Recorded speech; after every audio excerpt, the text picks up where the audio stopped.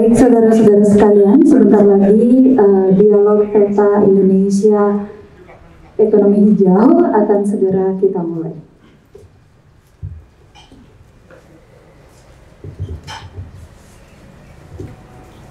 Mohon perhatiannya juga diharapkan untuk semuanya untuk tetap menggunakan masker. Kita mematuhi prokes bersama terkait dengan pandemi COVID-19 ini. Baik, selamat pagi, Om Swastiastu. Assalamualaikum warahmatullahi wabarakatuh. Shalom, Namo Buddhaya. Salam sejahtera untuk kita semua. Pertama-tama saya panjatkan puja dan puji syukur kehadapan Tuhan Yang Maha Esa, karena berkat rahmat dan karunia-Nya lah kita dapat berkumpul di sini dalam keadaan sehat walafiat. Untuk saudara sekalian bisa diketahui bahwa acara pagi hari ini yang merupakan dialog interaktif ini merupakan salah satu rangkaian acara yang sebenarnya sudah dilakukan sejak Sabtu kemarin.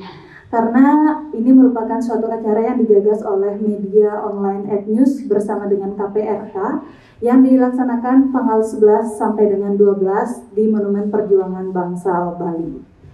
Baiklah, sebelumnya seperti yang kita ketahui bersama, pandemi COVID-19 ini merupakan suatu pandemi yang memberikan dampak yang sangat signifikan kepada seluruh lini kehidupan umat manusia.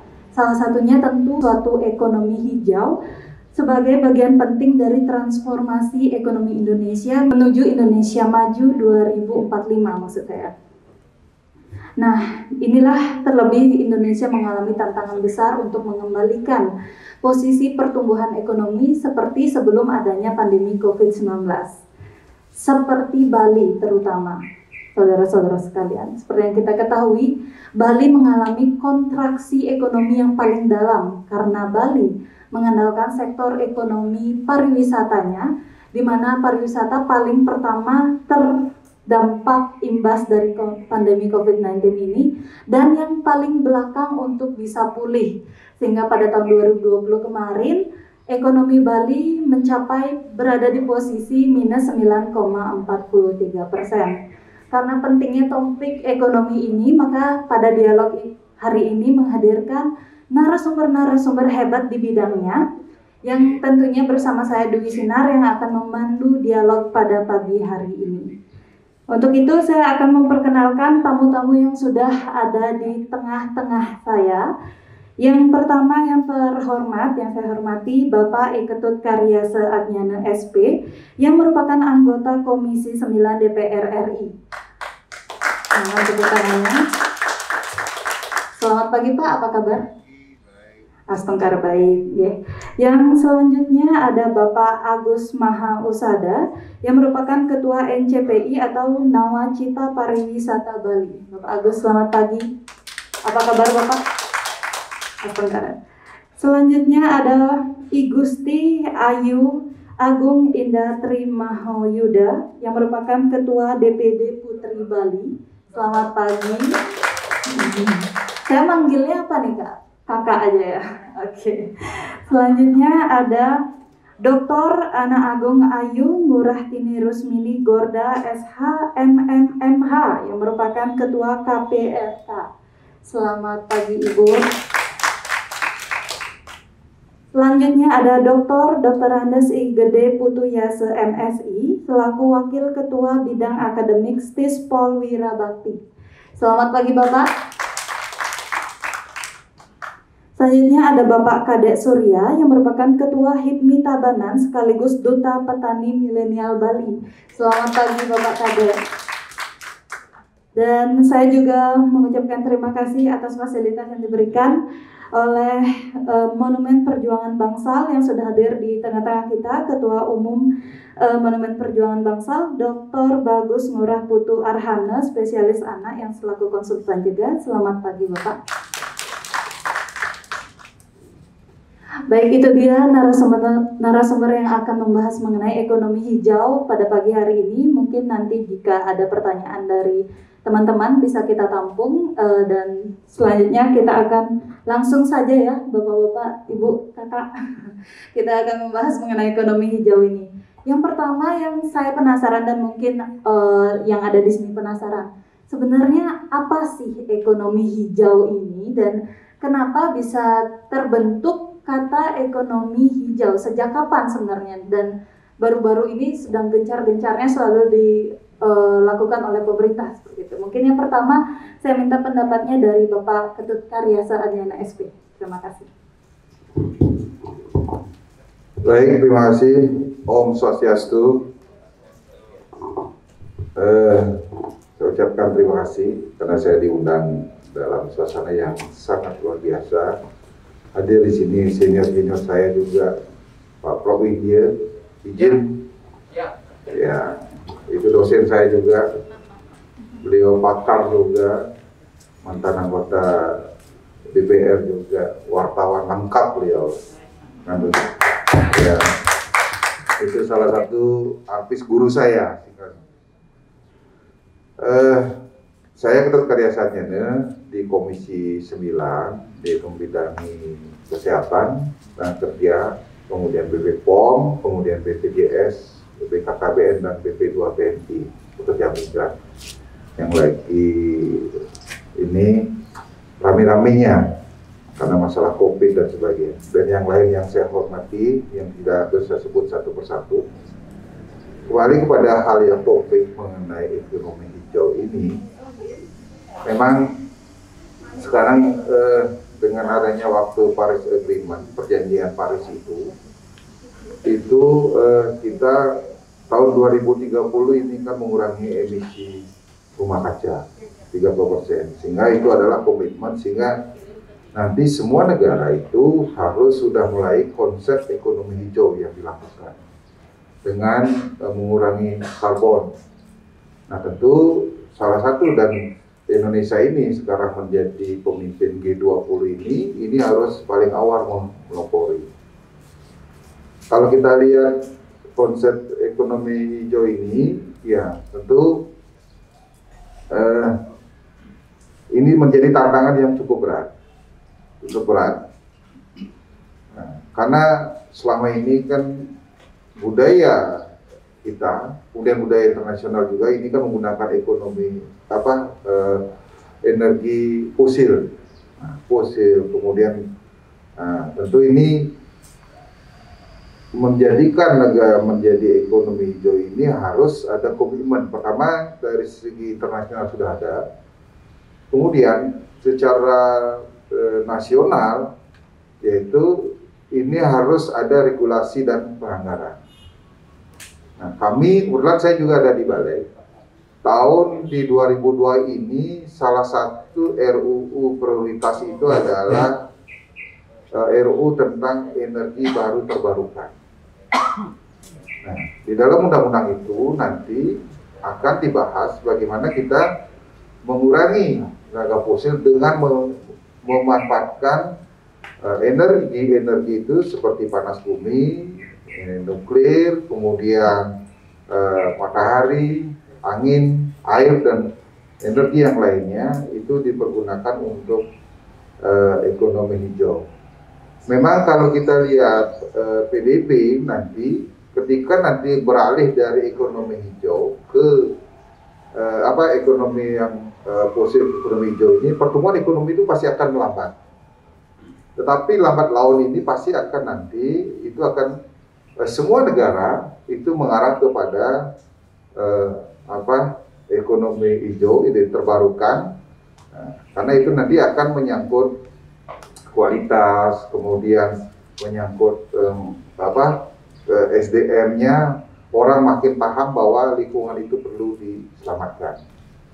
Nah, kalau dari segi regulasi itu tahun 2012 menjadi undang prioritas, dan itu sudah diusulkan oleh Komisi 8, dan itu sudah menjadi komitmen daripada pemerintah. Kemarin kami selesai di Balek bersama dengan Menkumham sudah setuju bahwa itu menjadi prioritas. Mudah-mudahan tahun 2022 itu cepat diundangkan, sehingga ketika regulasi itu diundangkan akan cepat nanti kita mengarah kepada ekonomi hijau.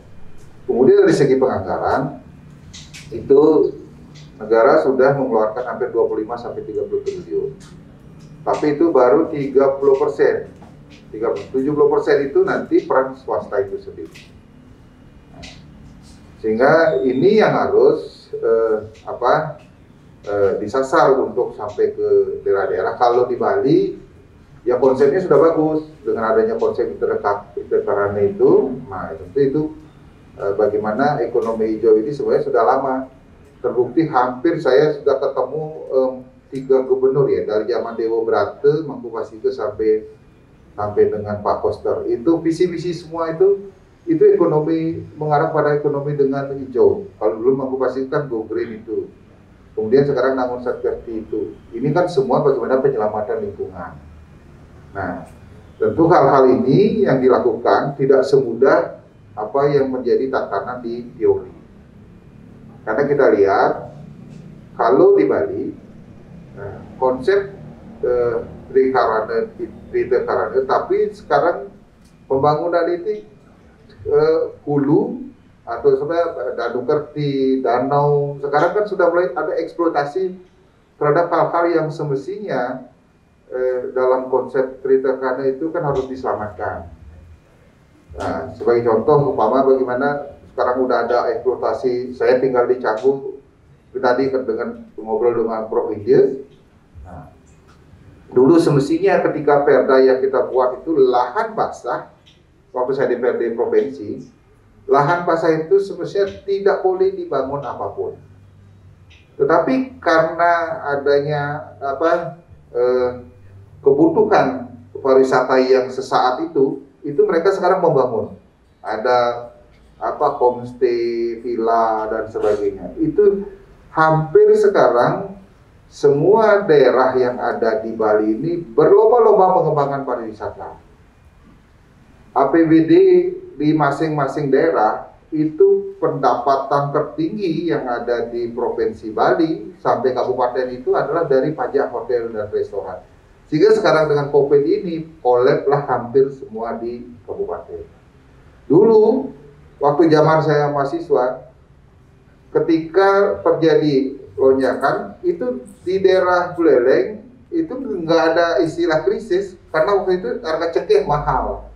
Nah, bagus kan begitu, malah banyak kopi juga bagus. Nah, tetapi sekarang itu semua kabupaten itu mengalami kolab kelabakan karena semua programnya itu mengarah kepada prioritas sektor pariwisata. Memang ini kita pertama ini kita tidak menyalahkan kebijakan yang diambil. Ya pertama adalah tentu dengan sistem undang-undang kita ada otonomi ada di tingkat kabupaten. Tentu kabupaten itu kan berusaha bagaimana membangun wilayahnya. Nah, kemudian juga selama ini dana-dana apalagi kita sering dengar kampanye di Bandung, enak tinggal di Bandung dengan ini, nanti kan ini kan begitu karena dapat duit yang banyak kan, siapa sih yang mau enak kan begitu. Nah, akhirnya jadinya semua eksploitasi daripada daerah-daerah itu untuk pariwisata itu sendiri. Tidak ada fokus bagaimana seperti dulu. Umpama sekarang kalau di Tabanan bagaimana kita memproduksi padi, kemudian di Buleleng itu tanaman keras kan begitu, ada anggur, kopi dan sebagainya. Nah semestinya tanaman anggur itu dibiarkan, sekarang kan sudah bisa dikembangkan tanaman internasional. Itu tanaman anggur itu dibiarkan, tapi pariwisata itu adalah bonus dari pertanian itu sendiri. Produksinya menanam anggur sendiri, kemudian dari produksi itu ada wine, ada coklat dan sebagainya. Otomatis mereka itu akan berwisata, itu menjadi wisata. Tapi sekarang kan tidak. Semua itu mencontoh eksploitasi seperti pariwisata di Bandung. Akhirnya ketika terjadi COVID ini, nah, ini semua jadi kelabakan. Nah, tentu ini sangat berat PR bagi pemimpin-pemimpin kita, ekonomi hijau. Walaupun sudah ada beberapa kebijakan seperti ekonomi hijau itu kan dengan daur ulang, tidak boleh sampah plastik, kemudian pertanian organik kan begitu. Nah, pertanian organik ini semestinya itu harus sudah mulai bersifat memaksa. Nah, bersifat memaksa. Tentu ini kemudian Nah, bagaimana sekarang harus sudah mulai perda-perda yang dibuat, peraturan gubernur, kan banyak sekali peraturan itu harus sudah mulai tegas. Ketika ada ruang-ruang yang diperuntukkan untuk ekonomi hijau, itu harus dipertahankan. Kalau begitu, saya tidak kebayang bahwa kapan ini pariwisata ini pulih. Karena pertama adalah ekonomi Bali kan sekarang triwulan terakhir ini kan minus mendekati masih 3%. Nah, kemudian kita tahu sekarang penerbangan internasional dengan Garuda utang hampir 158 triliun, itu rencananya akan menyetop semua penerbangan internasional. Nah, otomatis dulu Garuda itu mereka itu terbang walaupun rugi itu, tapi mereka itu kan bonusnya orang berwisata. Maskapai asing juga tidak mungkin karena mereka itu pasti akan mencari untung. Nah, maka ini adalah sesuatu yang menjadi pemikiran berat. Makanya nanti saya ingin pendapat dari Pak Widya ini gimana mengatasi, karena beliau adalah, saya izin dulu guru saya ini, saya sering mengaduk tulisan-tulisan beliau saya baca dulu sehingga saya bisa berpolitik seperti sekarang. Dulu saya aktivis juga, ketua BPM juga, beliau dosen saya. Beliau banyak hal-hal yang konsep-konsep beliau itu tentang market, tentang cinta petani dan sebagainya, bahwa bagaimana pertanian itu adalah, pariwisata itu adalah bonus saja kan begitu. Nah, sehingga kami ingin berpendapat dari beliau. Tapi DPR RI, kami secara regulasi, pertama adalah tahun 2022 kami akan sudah rencana secepat mungkin membuat regulasi tentang energi terbarukan. Itu otomatis sebagai induk daripada ekonomi hijau. Sehingga kan buat Presiden kebijakan sudah mulai. Sekarang ada biodiesel, kemudian mobil listrik, kemudian dengan beberapa investasi yang dibuatkan, kemudian apalagi sekarang Indonesia menjadi G20. Nanti ini kan akan menjadi pilot project daripada G20. Nah, kemudian dari segi anggaran juga, karena ini sudah menjadi program Bappenas, bahwa kita sudah ada anggaran hampir 30 triliun itu, tapi peran swasta itu penting sekali. Nah, itu hal-hal kami dari DPR RI, kebetulan walaupun di Komisi 9, di bidang tenaga kerja, kami ada program yang namanya BLK. Kami sekarang membuat rencananya tiap BLK, satu kecamatan itu, rencananya kalau bisa itu menjadikan balai latihan kerja untuk ekonomi hijau. Nah, contoh di tempat kami, nanti itu BLK di bidang pertanian, kami akan mencari duren-duren yang mempunyai keunggulan itu nantinya dikembangkan, dicarikan hak paten. Nah, nanti sekarang kan durennya mahal, ini manggis ini mahal, ekspor ini. Nah, semua produk-produk unggulan itu nanti kami buatkan nanti BLK tinggal kecamatan sama di daerah pertanian ini, bukan dari Tabanan. Nah, sebenarnya di BLK di Tabanan sudah kita bantu kan begitu. Nah, itu kita kembangkan sehingga potensi-potensi yang dimiliki oleh Bali itu bisa nanti untuk dikembangkan di ekonomi hijau. Kemudian juga untuk generasi mudanya, ada program di Kementerian Tenaga yang cukup bagus namanya TKM, Tenaga Kerja Mandiri itu kita buat kelompok bagaimana generasi muda ini menjadi pelatihan-pelatihan untuk fokusnya itu adalah di bidang ekonomi hijau. Ya, saya kira masih banyak yang mau bicara, nanti biar tidak terlalu banyak, lebih banyak kita diskusi. Saya kira itu saja dari moderator. Terima kasih. Baik, terima kasih Pak Karyasa. Tadi Pak Karyasa sudah menyampaikan hal yang sangat menarik, bagaimana beliau membuka mengenai tentang ekonomi hijau. Bagaimana pertumbuhan ekonomi dapat menyelaraskan dengan lingkungan, seperti itu ya Bapak Karyasa. Dan Pak Karyasa juga tadi sudah mengatakan bagaimana problematika yang terjadi misalnya seperti di Bali. Seperti yang kita ketahui, Bali terkenal akan culture dan juga nature-nya, di mana mereka datang karena turis itu ingin menikmati culture dan juga nature kita, bukan sengaja dibuat seperti itu. Namun dengan kebutuhan pariwisata yang cukup tinggi mengakibatkan banyak sekali alih fungsi lahan. Bahkan alih fungsi lahan yang sangat produktif bisa dialih fungsikan menjadi infrastruktur untuk pariwisata. Seperti yang saya baca mungkin dari artikel Pak, seperti ada kakek-kakek yang datang yang menemui Prof. Widya seperti itu waktu ke Stispol. Dan beliau mengatakan dilematisnya saat investor menginginkan lahan beliau, padahal beliau ingin mempertahankan lahan sawahnya.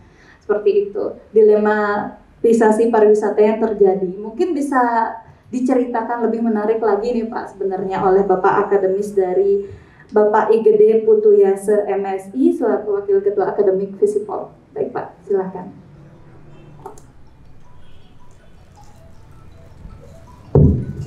Selamat pagi Bapak Ibu yang saya hormati, Bapak Ibu wakil-wakil kita ya, wakil rakyat, kemudian dari lembaga kesehatan mungkin ada, lembaga pendidikan, kemudian dari wira swasta, yang mungkin dari kepariwisataan juga hadir, dan sesepuh saya Pak Prof. Indio dari unsur hijau yang hadir pada pagi hari ini. Kalau kita lihat tadi ekonomi hijau, kalau saya lihat dari pengalamnya itu ekonomi dan hijau. Kalau kita lihat hijaunya, hijau itu adalah menarik, hijau itu sehat, hijau itu ramah, hijau itu bisa berkesinambungan. Nah, kalau kita lihat pengalaman ekonominya, ekonomi harus bisa memberikan sedikit keuntungan. Ya, artinya pelaku ekonomi kalau tidak dapat untung justru mereka juga tidak mau bergerak, tapi jangan perlu rakus mencari keuntungan. Nah, kalau saya lihat dari pengalaman kata ini, ekonomi hijau, yang mungkin sudah dijelaskan sama Pak Ketut tadi, kita sudah punya dari dulu, ya dari dulu Trihita Karana ya. Mungkin karana yang pertama itu hubungan dengan Tuhan itu adalah keagamaan, tapi karana yang kedua dan ketiga, hubungan dengan manusia dan hubungan dengan lingkungan. Ini yang mungkin perlu menjadi prioritas kita dalam ekonomi hijau. Nah, sehingga kalau saya lihat dari diskusi di UGM ya, kemarin kalau ekonomi hijau itu yang diperhatikan adalah 3P katanya. People, profit, dan planet. Ya, 3P ini yang perlu diperhatikan, bahwa people itu adalah manusianya. Kemudian profit ya jelas, karena ekonomi dia juga perlu keuntungan. Karena kalau kita ingin menggerakkan UKM, yaitu mereka juga harus memiliki bahwa ada angan-angan untuk sedikit mendapatkan keuntungan. Kemudian planet, nah ini planetnya ini adalah khusus untuk hijaunya. Artinya bagaimana kita usaha, khususnya UMKM ya, mungkin karena terkait dengan UMKM ini, bagaimana keterkaitan ya, mungkin dengan Bapak wakil kita, wakil rakyat. Kalau saya lihat di dialog di ekonomi Gajah Mada itu, disebutkan bahwa bagaimana kita merangsang UMKM biar dia bisa tumbuh, kemudian bagaimana kita memelihara yang sudah ada. Untuk merangsang yang dia bisa tumbuh itu mungkin dirangsang, diberikan pemahaman tentang bagaimana berwira swasta yang kecil, karena UMKM itu kan usaha mikro kecil menengah ya, dari menengah ke bawah. Artinya minimal yang dari omset 500 juta ke bawah, itulah yang kita sebut UMKM. Karena kalau usaha-usaha besar sudah dijelaskan tadi itu mungkin kayak PLN itu nanti sudah dialihkan ke hijau. Tetapi ya pengalaman kita bahwa tahun 98 kita krisis ekonomi itu karena pelaku ekonomi. Sekarang kita krisis ekonomi karena pandemi. Nah ini cuma penyebabnya aja yang berbeda, tetapi kondisi krisisnya tetap sama. Nah sehingga dengan kondisi kita khususnya di Bali, di mana pariwisata kita udah artinya sudah tidak bisa kita pikirkan lagi untuk saat ini, yang mudah-mudahan cepat berlalu, ya kita harus beralih ke UMKM yang hijau, artinya ekonomi masyarakat kecil yang berwawasan hijau, berkesinambungan, yang ramah lingkungan, dan kondisinya juga bisa membantu ekonomi masyarakat. Nah ini seperti nanti pemberian ini usulan mungkin dari legislatif kita atau eksekutif, bahwa tolong penggerak UMKM ini diberikan insentif yang menarik, ya. Nah kemudian diberikan pinjaman lunak, itu tanpa bunga ya, mungkin kalau dibantu ya, tanpa bunga, ya artinya pinjaman tapi dengan monep, dengan kontrol yang begitu ketat. Ya umpamanya jangan sampai kejadian-kejadian kayak zaman diberikan bantuan UMKM, diberikan bantuan babi, itu anak-anak babi itu dijual. ya cuma namanya aja dia usaha, tapi padahal itu tidak benar-benar dikembangkan. Ini mungkin evaluasinya sampai ke bawah, ke desa-desa itu harus ada, benar-benar tidak dilakukan. Demikian juga dengan pertanian. Nah, benar-benar tidak dia bergerak di bidang pertanian, itu diawasi mungkin dari kelurahan sampai ke desa semuanya, dimonitor benar-benar usahanya itu. Memang kalau memang dia kita lihat potensinya bisa berkembang, kita akan rangsang dia untuk diberikan bantuan insentif, diberikan bantuan modal dan lain sebagainya.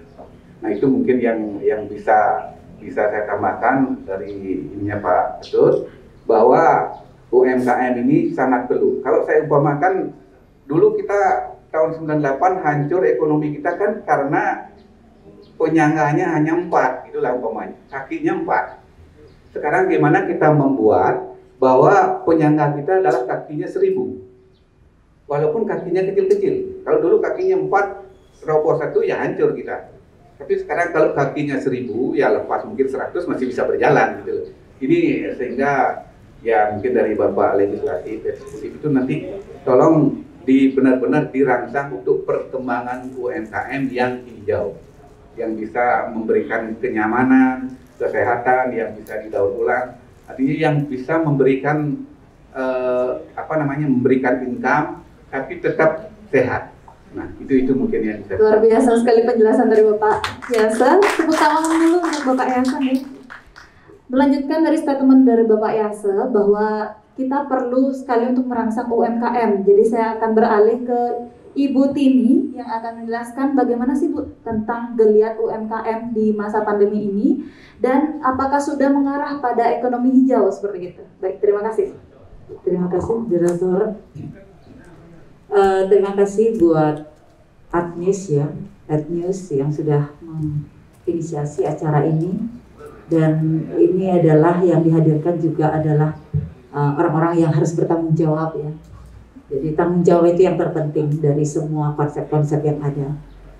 Saya sendiri bertanggung jawab bagaimana saya mengelola UMKM. Jadi saya akan bicara dari apa yang sudah dilakukan Koperasi Perempuan Ramah Keluarga dalam usianya yang ke-6 dan dalam usia dari pandemi ini selama 2 tahun. Kami Koperasi Perempuan Ramah Keluarga adalah koperasi yang memang menjadi wadah dari UMKM, dan kami sudah klaster juga anggota kami, ada yang anggota memang pasif yang hanya untuk berkoperasi dan ada yang dari UMKM itu sendiri. Nah, gerakan kami ketika 2 tahun dalam pandemi ini, kami boleh menyatakan atau mendeklarasikan diri bahwa UMKM yang ada di koperasi kami itu betul-betul walaupun dari sisi omset mendapatkan dampak, tetapi situasi kegiatan dari UMKM itu tetap kami bisa berjalan karena ketika pemerintah sudah membuka bahwa era baru dalam beradaptasi pada COVID-19 ini di tanggal 29 Agustus 2020 kami sudah bergerak untuk bisa menggeliatkan ekonomi. Yang pertama saat pandemi dideklarasikan lah istilahnya di Indonesia, kami hanya bisa membantu APD ya. Jadi bagaimana untuk protokol kesehatan yang tadinya garment kami jadikan bahwa dia harus membuat masker dan sebagainya, sehingga tetap ada aktivitas, itu poinnya. Nah, ketika era baru sudah dibuka, kami coba untuk mengajak para UMKM ini juga menjadi pahlawan yang masih mempunyai hati ya. Jadi kondisi yang tadi disampaikan bahwa Bali ini adalah hampir 90% tergantung pada pariwisata.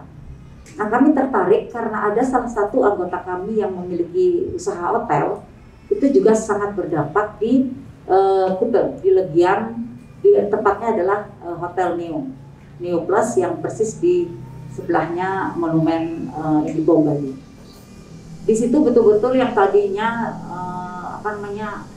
pendapatannya yang tidak pernah habis sehingga sampai bisa memiliki yayasan dan sebagainya di Ubud dan sebagainya itu ternyata kena dampak dan mencoba baru menyadari bahwa perlu UMKM yang untuk menghidupkan. Dengan cara apa?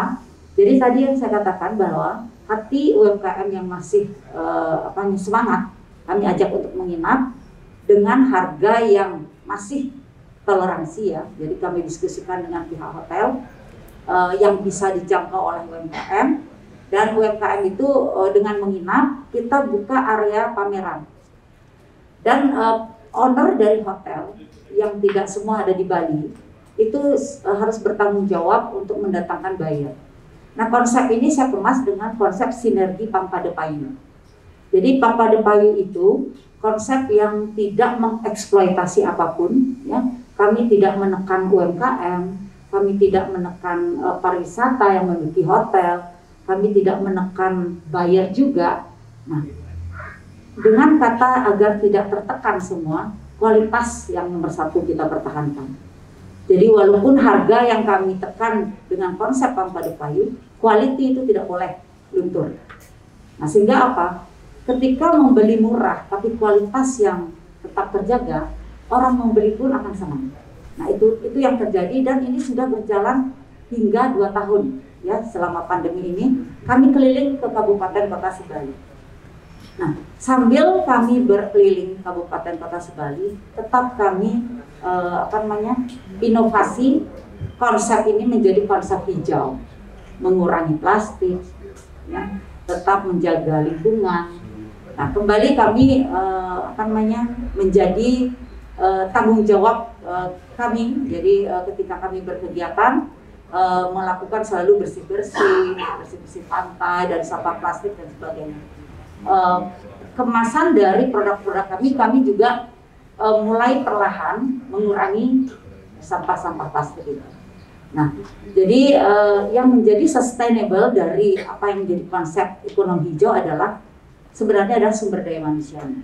Ya, teori gampang dibuat, ya, apalagi kalau pejabat itu banyak tim ahlinya. Saya yakin akan bisa meng-create apapun secara teori. Tapi bagaimana SDM ini yang harus di-create bahwa agar bisa mengimplementasikan itu. Nah, itu yang kami lakukan. Mudah-mudahan apa yang sudah kami lakukan akan menjadi contoh juga bagi pengelola UMKM. Jadi bukan personalnya. Jadi wadah-wadah dari UMKM inilah yang harusnya diberikan suatu apresiasi untuk bisa kembali atau lebih menggiatkan program-program dari apa yang menjadi hal yang terkecil dari pelaksanaan ekonomi hijau. Jadi itu yang bisa kami bagikan hari ini. Mudah-mudahan mendapatkan masukan juga, sehingga kami yang bergerak di UMKM tetap menjadi fondasi yang terkuat dari bangsa ini. Terima kasih. Baik, terima kasih Bu Tini. Ya, seperti yang kita ketahui juga, UMKM sedang gencar dilakukan di masa pandemi ini, mengingat ini merupakan garda yang bisa membantu Bali selain pariwisatanya, seperti itu. Seperti yang sudah dilakukan pada tanggal 3 Desember 2021 kemarin, di mana Bappenas sudah membuatkan peta Bali Kerti, di mana dibentuk suatu peta bagaimana ekonomi hijau bagi Bali Kerti, seperti itu. Namun di peta tersebut dijelaskan bahwa nomor 1 itu adalah pertanian, dan di mana nomor yang menjadi prioritas nomor 6 itu adalah pariwisata, Pak. Bagaimana dari Bapak Ketua NCPI sendiri melihat bagaimana peta ekonomi hijau yang telah dibuat oleh Bappenas ini yang menempatkan pariwisata di posisi nomor 6. Selamat siang, Om Swastiastu, Pak Profesor, Pengisier Tiang yang luar biasa. Beliau ini harus kita acungin appreciation, seperti Pak Dewan kita yang terhormat memberikan penghargaan ke beliau, karena pernah lelah beliau dimanapun untuk motivasi teman-teman kita itu, beliau itu selalu hadir. Mohon semua teman-teman upload buat Pak Profesor kita, Adnews Matur Suksmo. Nah, seperti yang tadi sudah dibahas, disampaikan oleh Pak Karyase, bahwa dari segi regulasi dan kebijakan government, termasuk bagaimana ke depan akan diregulated tentang infrastruktur hijau itu tersebut. Memang Pak Presiden pun minggu lalu mengatakan Indonesia doesn't have choice. Kalau kita masih mampu dan ingin ekspor dalam 2 atau 3 tahun ke depan secara internasional, kita harus mengejar persiapan industri hijau kita, karena dari sana akan menjadi bargaining bagi Indonesia dalam trading secara internasional. Hari ini di CEPA tarif ekspor kita sudah banyak zero ke banyak negara, dan ini juga salah satu informasi yang sebenarnya UMKM kita itu harus lebih aware. Problemnya kenapa? Karena di balik zero tarif tersebut ada kondisi-kondisi tertentu yang non tarifnya masih menjadi perdebatan, menjadi regulasi antara negara satu dan negara lain. Dengan dubes Eropa, misalkan kita bicara kapan hari, Belgia dengan Belanda, tarifnya mungkin sudah zero, tapi regulasi di kedua negara tersebut juga berbeda. Jadi hal-hal ini yang perlu kita akan sosialisasikan lebih banyak ke depan, karena seperti tadi disampaikan, semua sepaham bahwa struktur daripada ekonomi Bali itu harus dirubah, disejajarkan, diselaraskan. Nah, berbicara tentang Bali sendiri, tentang pariwisata, jadi tidak sepenuhnya pariwisata punya kesalahan gitu.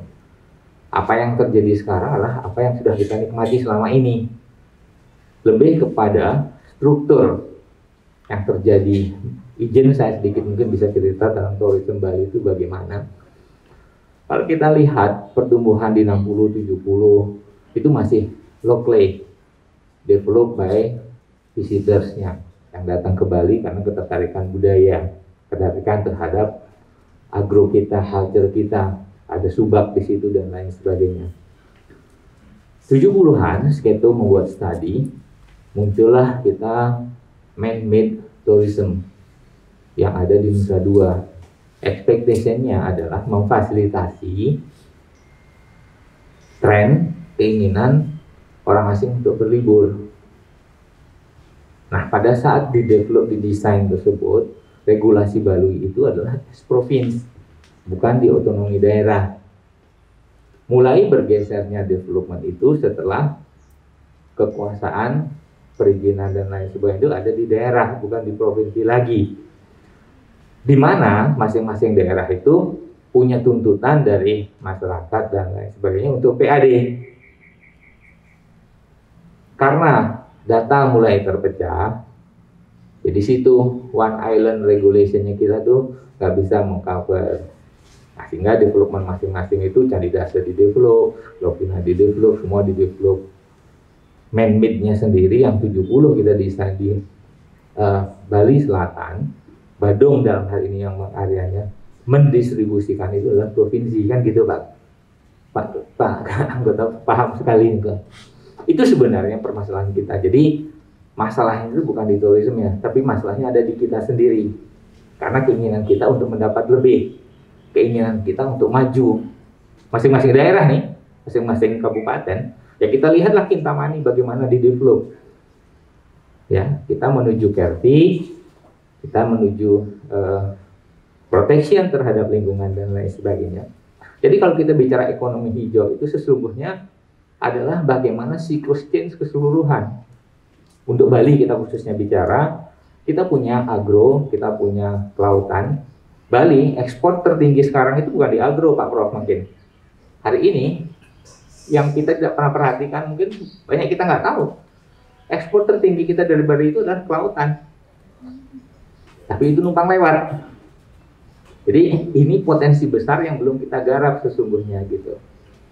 Nah, kemudian harapannya adalah sesungguhnya bahwa dengan agro yang didevelop dengan produktiviti yang bagus, kelautan dioptimalisasi, itu didevelopnya adalah melalui industri kreatif, UMKM di situ. Nah, dengan UMKM itulah akan ada added value bagi masyarakat, karena UMKM itu size-nya adalah di village mestinya, bukan di city.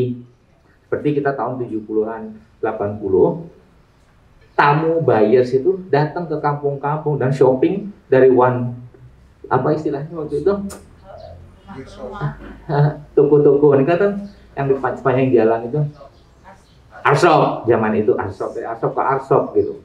Nah, di situ di depan ada Arsop, di belakang rumah tangga, Tebonya itu pelan-pelan jadi craft center. Itu yang menghidupkan ekonomi, itu yang sustain.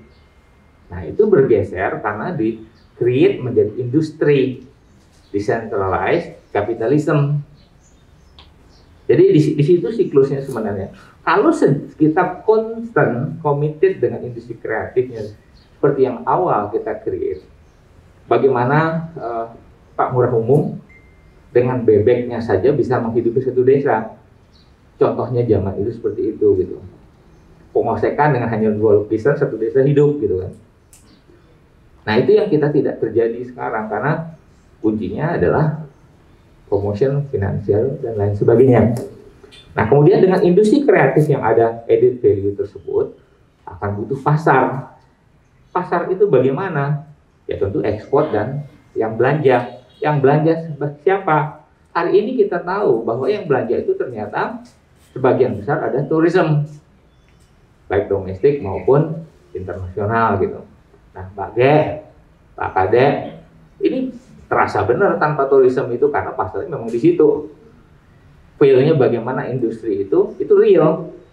Jadi kita nggak bisa blaming tourism unless kita semua sepakat decide, ayo kita basic ke pertanian, kita hidup sebagai petani. Do we are ready? Itu balik ke kita pertanyaannya. Anak-anak kita sudah bersaing global. Jadi sebenarnya apa yang kita bahas selama ini itu lebih kepada where we want to go. Jawabannya ada di diri kita sendiri sebenarnya. Nah, justru kita sebenarnya harus memanfaatkan apa potensi Bali dengan masyarakatnya dan budaya yang kita punya. Itu yang kita jadikan core-nya. Seluruh development kita harus mulai dari core itu. Itu strength-nya kita gitu. Nah, itu yang harus kita jual menjadi added value, branding dan lain sebagainya dari Bali. Nah, tentu dalam hal kaitan tadi supaya siklus itu bisa tersambung secara utuh sehingga nilai tambah, nilai manfaat terhadap masyarakat Bali menjadi maksimal. Walaupun tadi Mbak Ge sampaikan bahwa pertanian kita menjadikan prioritas 1 gitu. Tapi kita harus serius kalau memang itu kita lakukan, let me start. Sekarang kalau saya tanya, di mana cari benih yang terbaik? Siapa bisa jawab? Anyone of us can answer gitu misalkan. Pasti bingung kita. Kan belum berbentan Pak ya. Jadi sourcing tempat yang menjamin petani itu dalam 3 bulan hidupnya beliau itu nanti akan pasti dapat bibit yang ditanam itu benar. Hari ini kita harus appreciate sekali petani kita. Sebagian the high risk taker itu ada di petani. Beliau menanam sesuatu yang belum tentu bibitnya itu benar, belum lagi perawatannya. Hasilnya baru diketahui setelah kemudian gitu. Jadi forecastnya petani itu forecast bohong banget gitu kalau kita boleh bilang. Beda dengan industri. Pada saat saya bikin hotel, forecastnya bisa dihitung lebih akurat gitu. Karena fisikalnya jelas dilihat dihitung. Petani nggak bisa. Ini masalah besar kita. Kita menjadikan petani nomor 1. Bagaimana kita sekarang harus komit untuk menjaga pertanian kita itu profitability dan membawa manfaat bagi petani.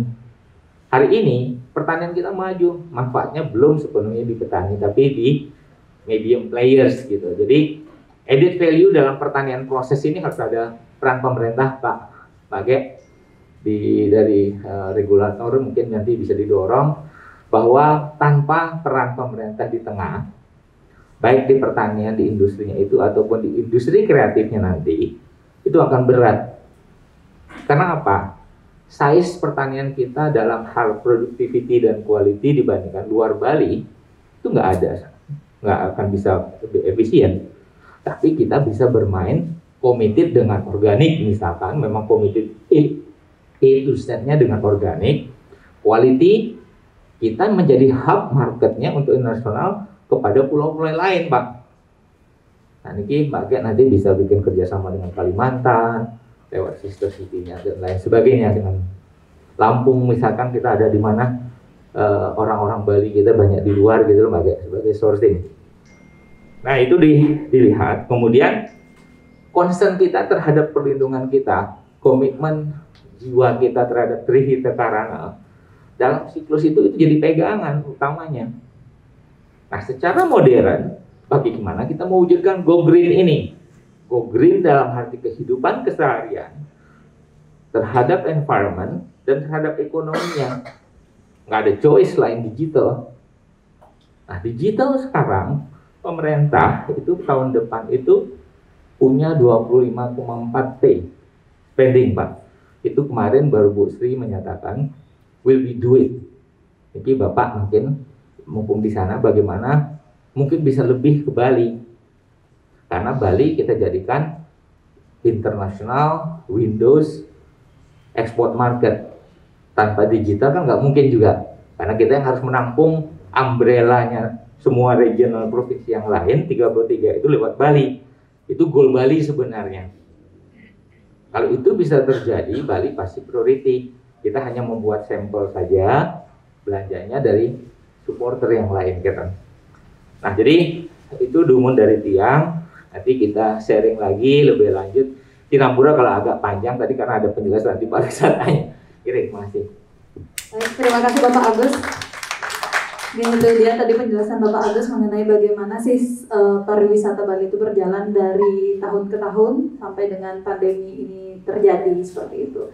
Dan selanjutnya menyambung topik dari tadi bagaimana adanya peta ekonomi hijau Bali yang dibuat oleh Bappenas yang menempatkan prioriti pertanian Bali di nomor pertama. Tentu menarik untuk dibahas bersama dengan Bapak Kadek Surya selaku Ketua Himmi Tabanan sekaligus Duta Petani Milenial Bali. Seperti apa itu Pak Bapak Kadek Surya menanggapi hal ini dan bagaimana perannya akan dilakukan ke depannya? Jadi buka masker. Soalnya kalau pakai masker agak bukan susah, nggak pede Pak. Pak ini penting segitu mau penting. Benar soalnya samping putih ini jadi grogi Pak. Om Swastiastu. Assalamualaikum warahmatullahi wabarakatuh.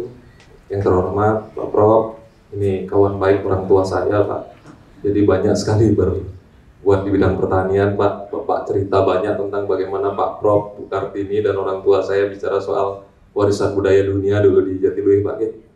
Jadi memang nih karya-karya orang tua kami jadi luar biasa. Jadi ngomong organik pun awal dari situ Pak. Dulu bicara beras organik Pak. Yang ingat sekali gimana orang tua itu bicara organik. Dan bahkan orang tua saya pada saat itu bicara sudah tidak lagi green economy, but blue economic Pak. Jadi bagaimana sekarang justru di negara-negara asing itu bicaranya tidak lagi green economic, tapi blue economic. Jadi tidak hanya bagaimana menjaga lingkungan, tapi masyarakat sekitar itu menjadi hidup. Nah ini tidak dimasukkan dalam konsep green economic. Tapi mencapai green economic sendiri ternyata sulit sekali Pak. Oke, berkaca pada itu apa yang tadi disampaikan oleh senior-senior saya pikir sangat betul sekali Pak. Jadi yang pertama adalah kita harus menyadari dulu bahwa Pulau Bali ini pulau yang sangat kecil. Kita 5.600 km persegi, di mana 4.000 km persegi adalah lahan pertanian. Kalau kemudian Pak Gubernur bilang kita pertanian adalah yang di nomor 1, saya pikir tepat Pak. Karena memang lahan kita memang sebagian besar lahan pertanian dan terbukti subur gitu. Tetapi apakah kemudian kita harus menyalahkan pariwisata? Saya pikir tidak. Kenapa? Karena justru pariwisata yang membuat kita menjadi ekonomi kedua terbesar di Indonesia. Ini kita tidak boleh menyalahkan ya, karena selama ini kita masuk comfort zone justru karena pariwisata itu sendiri gitu ya. Yang jadi masalah adalah tadi kalau diceritakan adalah building pariwisata. Padahal konsep yang dibangun kan seharusnya tidak seperti itu. Menurut saya seperti itu Pak.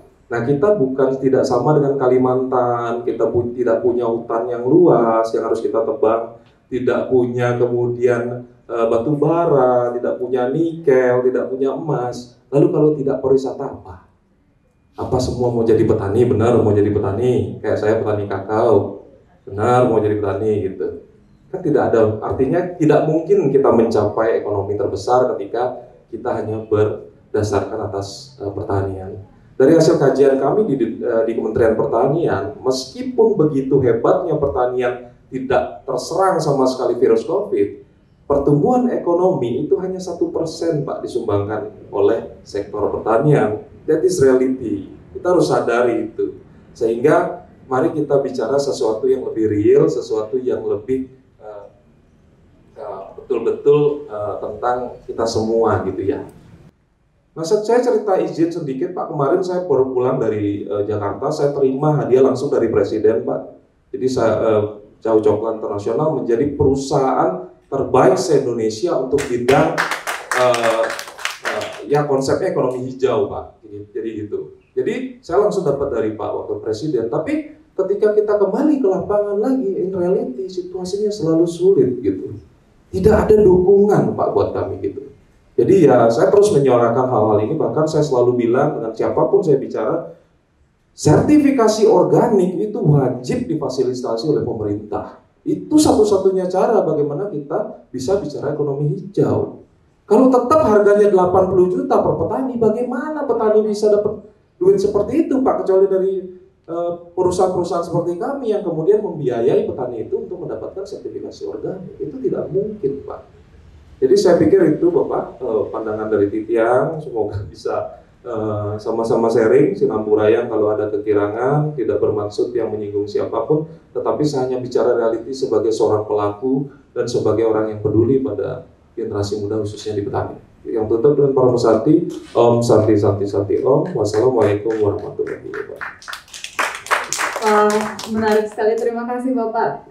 Kakak mungkin ya, Kakak Kadek Surya yang tadi sudah menyampaikan mengenai bagaimana sih dari sisi dari duta petani milenial itu sendiri.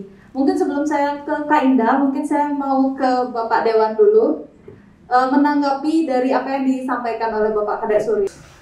Pertama adalah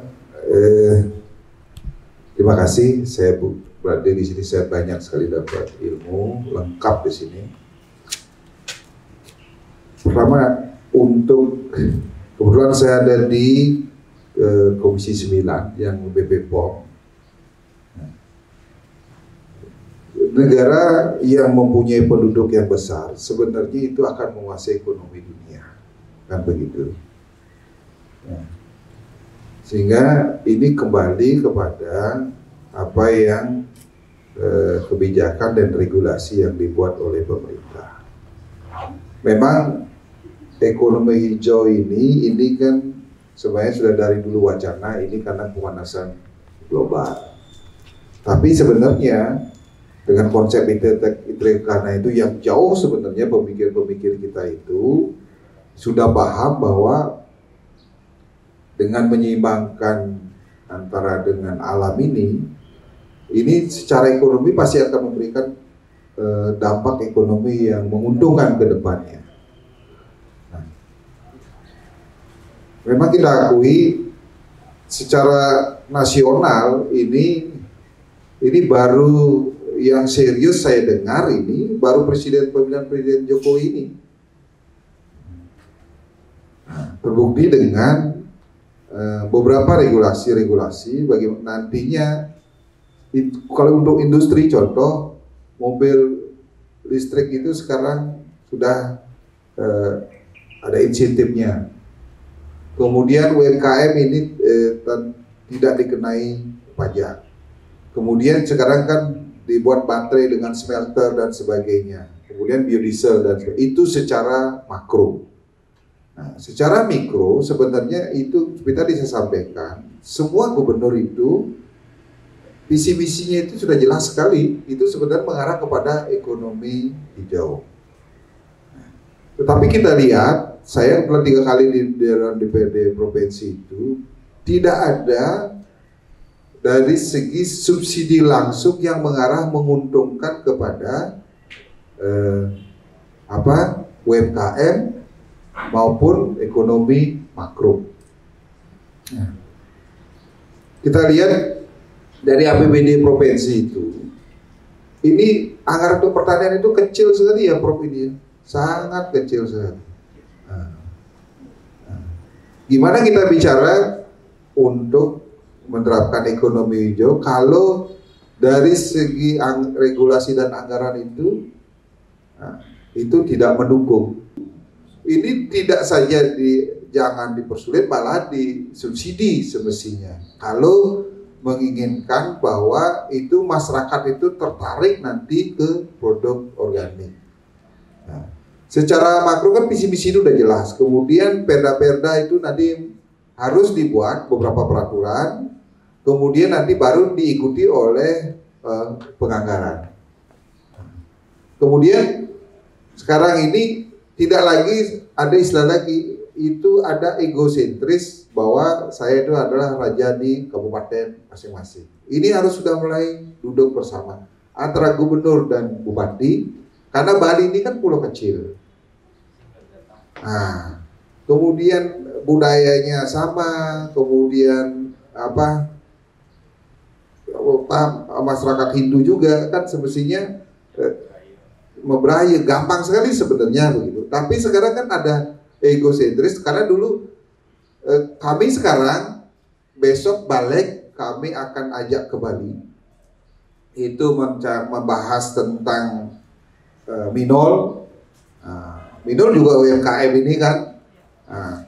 Kemudian juga kami akan bagaimana nanti undang-undang provinsi Bali ini agar cepat nanti disahkan di pusat, karena undang-undang provinsi Bali ini itu menjawab tantangan daripada adanya otonomi yang ada di masing-masing kabupaten.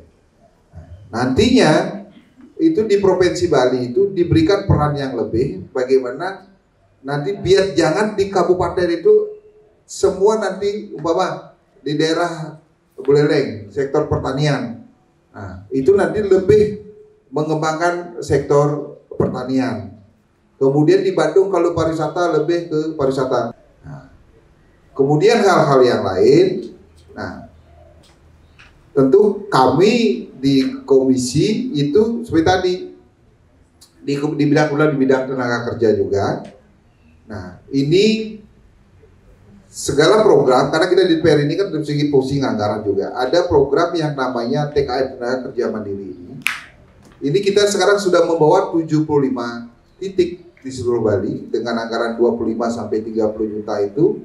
Nah, kita akan nanti secara real kita akan bagaimana nanti agar generasi muda nanti mungkin akan bicara dengan HIPMI, kalau bisa tahun depan nanti biar bisa dibantu. Bisa dibantu untuk bagaimana menumbuhkan ekonomi hijau dengan TKM, karena apapun bisa dikerjakan di samping tadi BLK komunitas kan seperti itu. Nah, sehingga bisa sampaikan tadi, memang benar ini tantangan yang cukup berat bagi kita di Bali. Ini adalah momen ketika COVID-19 ini. Nah, seperti Pak Jokowi ini kalau kita hanya merangkak, kita harus sudah mulai melompat kan begitu. Nah, ini sebagai koreksi, bukan kami tidak menyalahkan pariwisata. Benar itu bahwa pariwisata itu sebenarnya itu kan kalau kita lihat itu adalah kan bonus daripada pertanian. Kan begitu. Kalau ekonomi itu ekonomi hijau, organik, otomatis orang datang berpariwisata. Nah, penyelamatan lingkungannya ada. Nah, cuma sekarang seperti tadi kita dari segi pemerintah pusat sampai pemerintah daerah keberpihakan terhadap ekonomi hijau, petani organik ini ataupun ekonomi yang lain seperti pertanian yang luas, pertanian, peternakan, perikanan itu masih sangat rendah sekali. Nah, sehingga benar dikatakan saya punya lahan hampir 5-6 hektar itu nggak jamin orang tua saya bisa sampai kuliah sampai tingkat sarjana dan sebagainya. Itu pertanian betul loh itu. Tapi ketika zaman dulu tahun 80-an itu ketika harga-harga produk pertanian, ada harga kopi, cengkeh dan sebagainya itu bisa mencukupi, malahan saya punya saudara hampir 5 sarjana semua. Nah, itu dari hasil pertanian. Nah, ini yang harus mulai harus ada pemikiran bersama. Nah, pertama adalah secara regulasi dulu, secara nasional ini kan sudah pasti itu secara makro kan begitu. Kemudian di provinsi dengan konsep Trita Karana itu nanti beberapa perda-perda itu bagaimana untuk ekonomi hijau ini harus kita dorong terus. Kemudian dari segi penganggaran juga harus didorong untuk bagaimana memberikan subsidi ataupun insentif-insentif. Seperti sekarang kan UMKM ini kan jangan sampai nanti kena pajak dan sebagainya. Nah, kemudian juga dibuat pelatihan-pelatihan kepada generasi-generasi muda, bagaimana mereka itu sudah mempunyai bergerak nanti kepada sektor pertanian yang organik. Ke depan kami yakin ini kan semua orang itu kan perlu makan dan sebagainya. Ini pasti tidak akan, kalau industri kan bisa juga, pariwisata ini kan sangat rentan sekali dengan keamanan dan kesehatan. Kemudian COVID ini kan sedikit kolab kan begitu. Tapi kalau pertanian itu suatu saat dikelola oleh baik, karena kita sudah punya pasar penduduk yang besar, sebenarnya kalau itu ditingkatkan kualitasnya, kemudian diberikan insentif dan diberikan penghargaan kepada yang bergerak di bidang bertani atau petani hijau itu, kami yakin itu pasti akan bermanfaat ke depan. Ya, saya kira itu. Ya, terima kasih ya. Baik, terima kasih Bapak Ketut Karyasa. Mungkin sudah terjawab dari Bapak Kedek Surya yang tadi telah disampaikan oleh Pak Ketut. Selanjutnya saya akan beralih ke Ibu, maksud saya Kakak Indah, merupakan Ketua DPD Putri Bali Perhimpunan Usaha Taman Rekreasi Indonesia Provinsi Bali. Mungkin bisa dijelaskan bagaimana untuk kondisi pariwisata di Taman Rekreasi di Provinsi Bali saat ini selama masa pandemi dan bagaimana arah yang akan dilakukan ke depannya, seperti itu. Om Swastiastu, salam sejahtera bagi kita semua. Assalamualaikum warahmatullahi wabarakatuh. Izin Om Prof yang duduk di sini. Ini kalau Om Prof kayaknya kita semua nggak boleh lupa nih Om Prof kayak kawitan. Jadi kalau saya sama Om Prof itu udah kayak ayah Anda sendiri. Walaupun tidak sedarah, tapi satu benang merah ya Prof. Jadi perkenalkan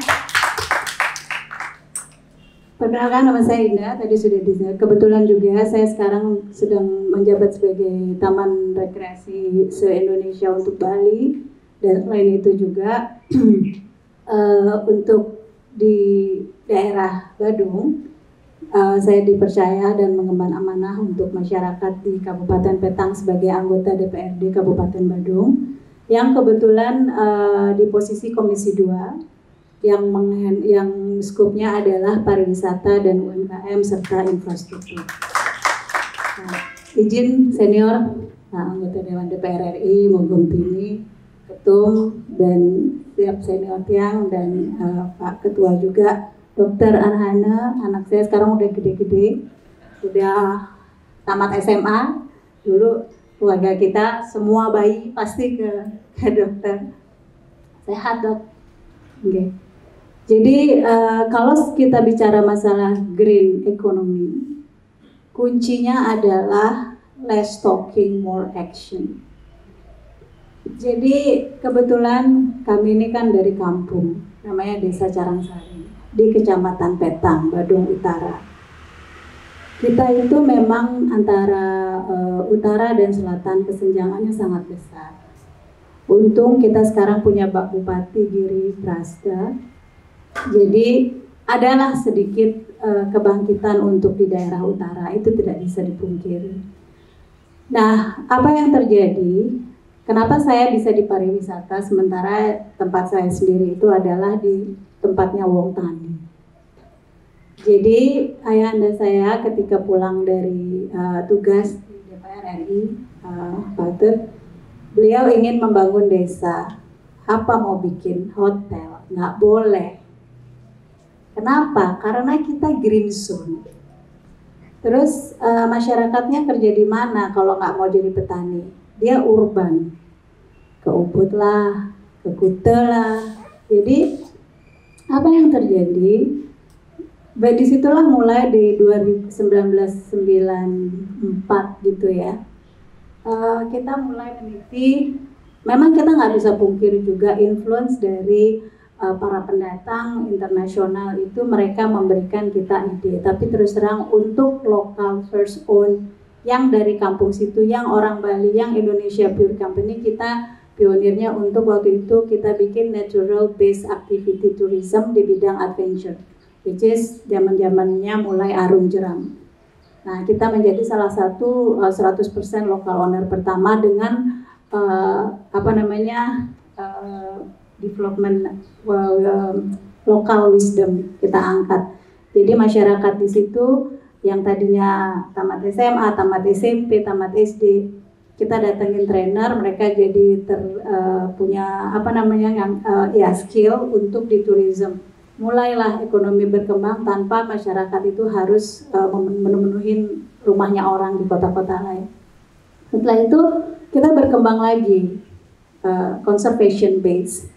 Jadi kita kerjasama sama Badan Konservasi di bawah Kementerian Kehutanan di tahun waktu itu 2007, 2005. Ini kita diberi kepercayaan karena kita punya lahan yang besar, nggak bisa jadi petani juga karena rebutan air. Karena di Badung walaupun kita water catcher istilahnya, tapi tetap air kita kekurangan karena saluran-saluran irigasi itu masih berkendala. Itu ada yang lebih tinggi, ada yang lebih rendah.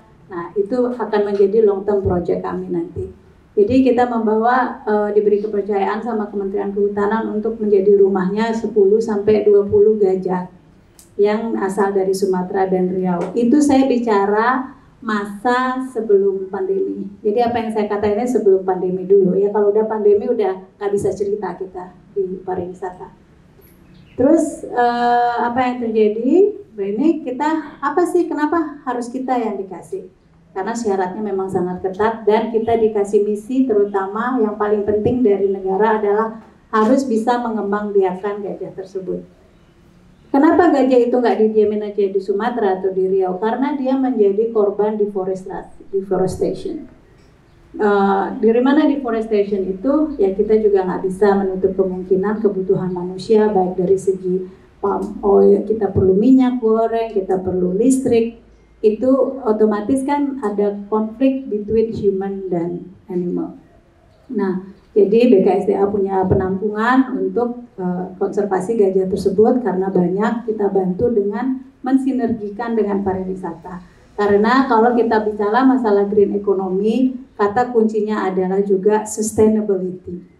Harus sustain, harus berkesinambungan. Kalau nggak berkesinambungan, kayak kata Pak Giri potong kuping saya, itu nggak akan bisa jalan. Gimana kita mau berkesinambungan kalau tidak ada hasil ekonomi yang untuk memenuhi kehidupan sehari-hari. Pelakunya kan tetap manusia dan perlu kebutuhan. Jadi sustainability kita nggak semata-mata cuma pelihara gajah taruh di belakang halaman gitu ya, kan jelas nggak bisa dikasih pisang goreng dan itu makanannya tontonan tiap hari. Jadi kita sinergikan dengan pariwisata. Nah itu satu. Terus mulai kita berkembang. Kebetulan itu tadi keluarga kami dan suami saya. Kami memang dia sama sekali tidak pernah lihat buah coklat di negaranya. Itu yang kadang-kadang kita took it for granted, menyia-nyiakan. Gitu. Orang itu di Eropa dia udah jadi coklat Lindt, jadi Godiva, segala merek termahal. Tapi mereka memproduksi bentuk buah coklat itu mereka tidak tahu. Jadi kita ada rafting, ada gajah. Kita bikinlah di tahun 2010 itu kita mencoba dengan trial dan error. Benar-benar waktu itu di Bali belum ada. Kalau setahu saya ya. Karena apa yang menjadi inspirasi? Kalau saya sendiri waktu kita sempat jalan ke luar yang memang kita kalau ke luar negeri pasti beli coklat gitu oleh-oleh dari Eropa ini padahal dia nggak punya coklat kok bisa gitu. Terus saya sempat ke toko coklat katanya ini toko coklatnya Marie Antoinette bekas Queen Prancis yang di itu mereka chefnya bikin sampai bersejarah. Jadi harga coklatnya itu satu butirnya itu €1, satu butir segini ya sekali celep. Tapi jenisnya apa aja gitu. Oh ini coklat dikasih nama Brazil, Makassar, ada coklatnya. Hampir setengah ruangan itu nama-nama kota atau nama pulau kita di Indonesia. Karena dia bikin coklat di mana origin dari bean-nya itu ada. Nah, udah gitu, dan itu harganya €1. Sementara petani kita di Petang, ada petani coklat di Petang tapi nggak banyak karena datarannya ada yang terlalu tinggi. Kayak di Plaga itu udah nggak bisa. Jadi tapi masih ada. Nah itu harganya cuma 10.000, dan harga pasaran 30-an lebih. Kasihan kan? Siapa mau jadi petani? Capek sendiri, belum kena itu hamanya pot borer itu, gitu kan? Anyway, banyak segitu coklat terbengkalai di petang. Diinjak-injakin lagi sama gajah saya, tamunya banyak nggak tahu itu kalau coklat. Akhirnya saya dan Errol belajar dari research, kebetulan kita juga backgroundnya tourism, pariwisata, hotelier, chef. Jadi tahu mana couture coklat, mana kumpulan coklat. Jadi kita cari yang memang ada produksi coklat di Indonesia, cuma kan selalu itu pakai yang downgrade. Nah, kalau dulu kecil kita bilang, udah makan coklat sakit kolongnya batuk. Sebenarnya yang bikin sakit itu bukan coklat, tapi ingredient yang lain kayak apa? Bahan pengawetnya, gulanya lah, essence-nya kan. Nah, kita udah berkembang. Kalau mungkin tadi dari coklat lebih pada organik. Kalau kita lebih pada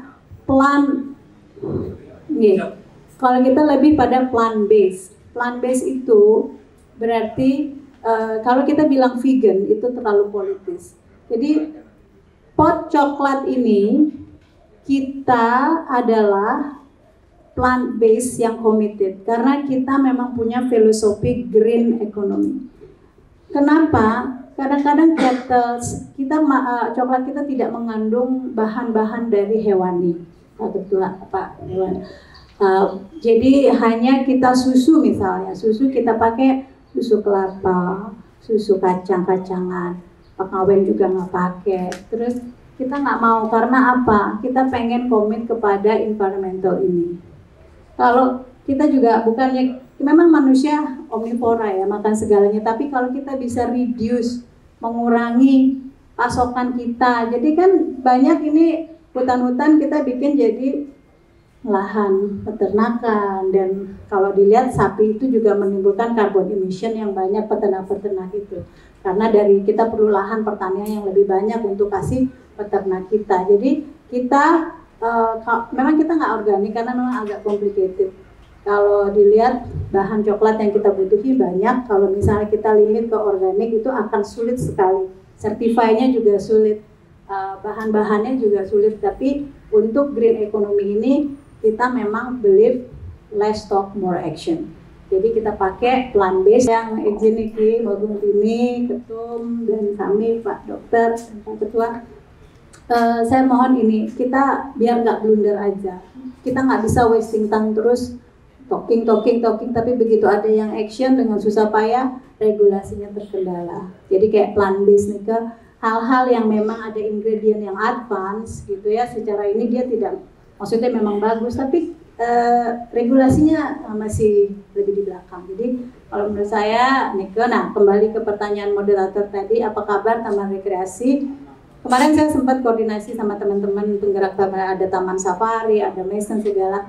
Ada teman saya yang punya taman rekreasi, tiap bulan itu norok 8 miliar.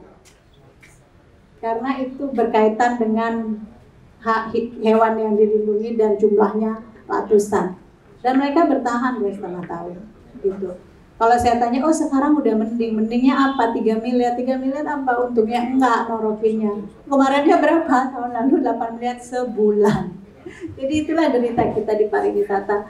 Semoga nanti kita juga ada gerakan Bali Bangkit yang ada asosiasi pariwisata, kita bikin juga petisi untuk Pak Jokowi, Pak DPR RI, mohon dibantu. Kita tidak mendiskreditkan, tapi di situ ada beberapa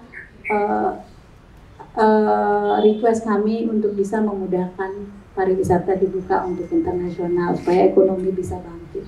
Ya teman kita nggak yang punya hewan-hewan dilindungi itu puluhan miliar setahun, lumayan juga.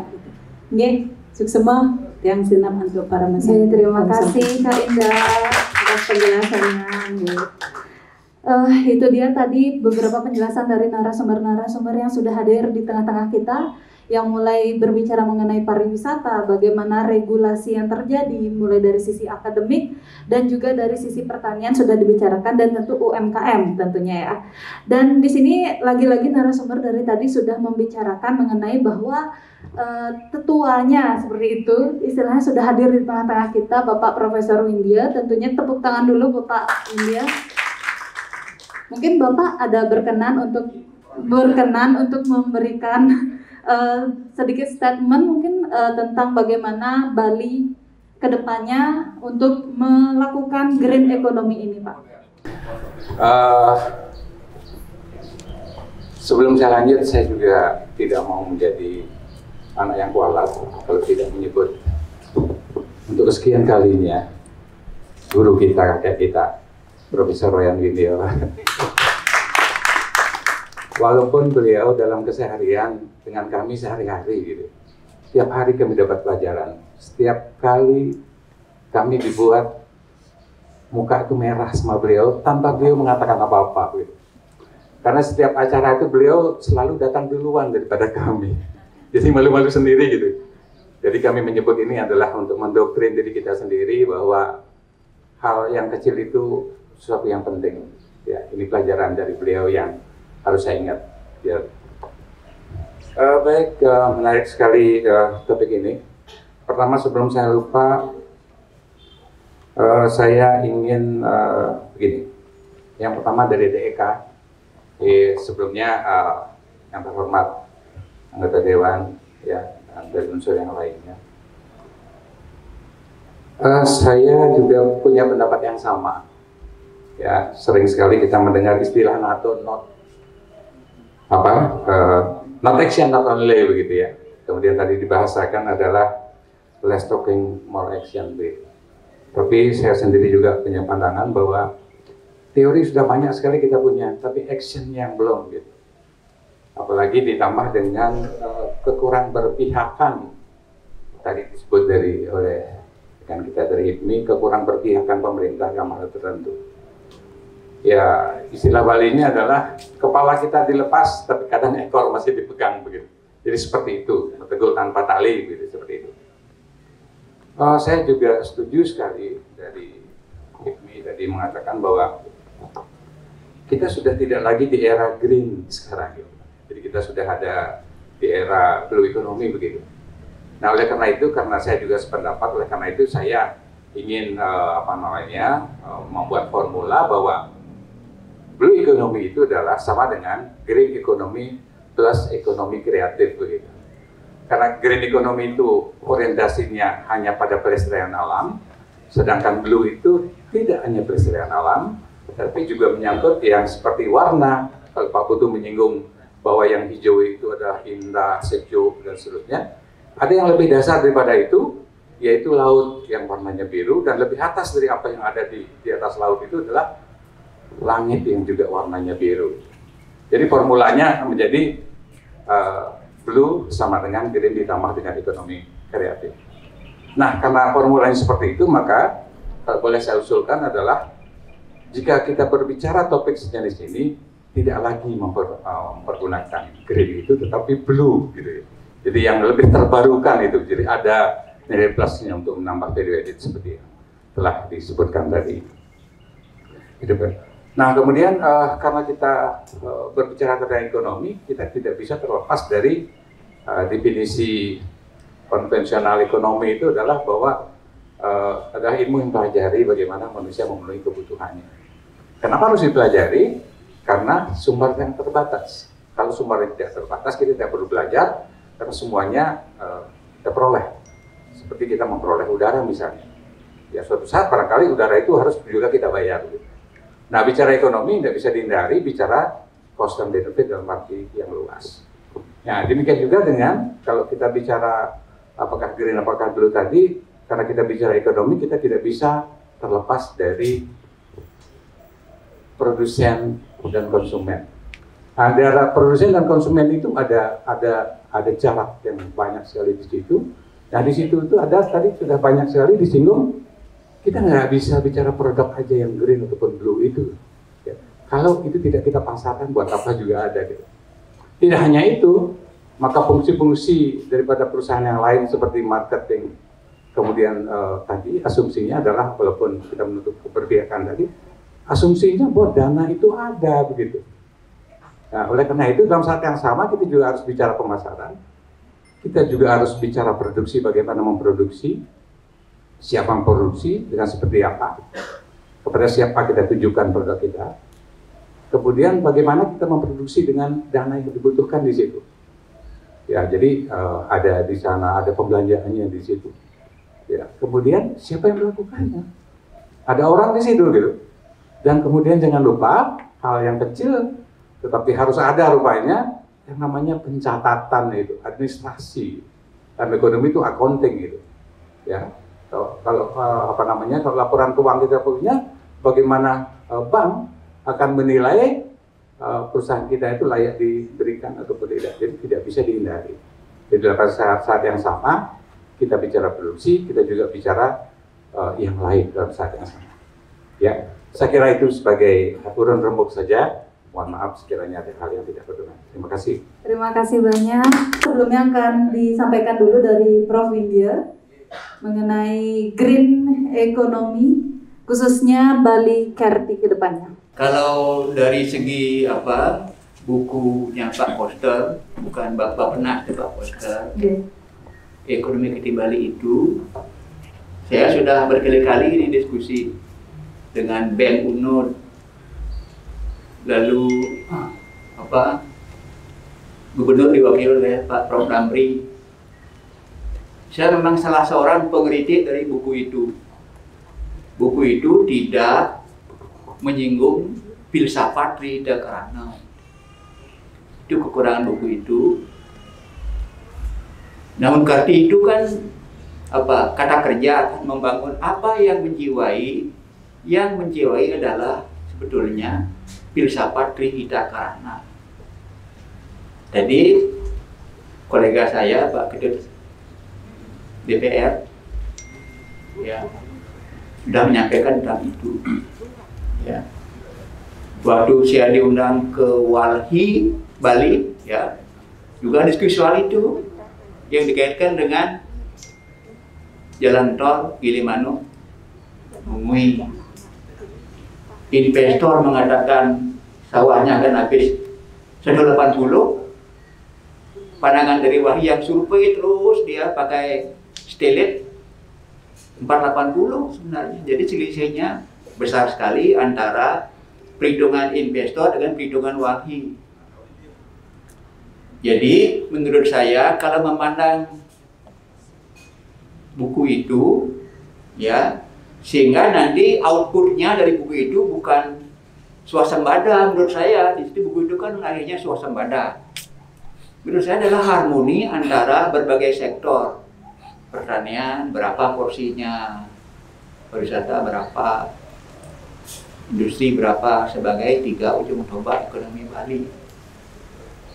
Perdebatan sedikit dengan Profesor Damri, dengan BEM UNUD, itulah kita beda pendapat. Kita sepakat untuk beda pendapat antara Prof. Damri yang mewakili Pak Foster dengan saya.